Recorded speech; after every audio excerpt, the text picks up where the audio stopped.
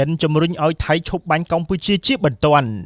តាមការផ្សាយរបស់ Global Times កាលពីថ្ងៃអង្គារទី23ខែធ្នូឆ្នាំ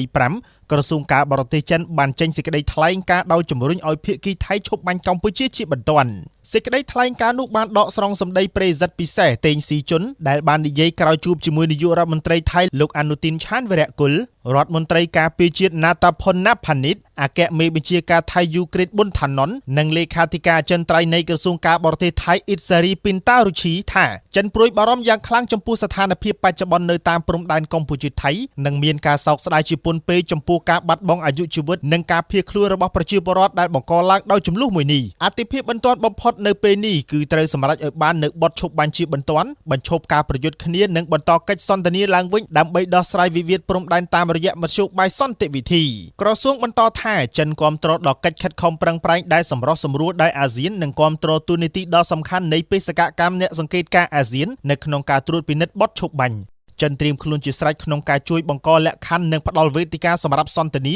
និងការចរចារវាងភាគីទាំងពីរ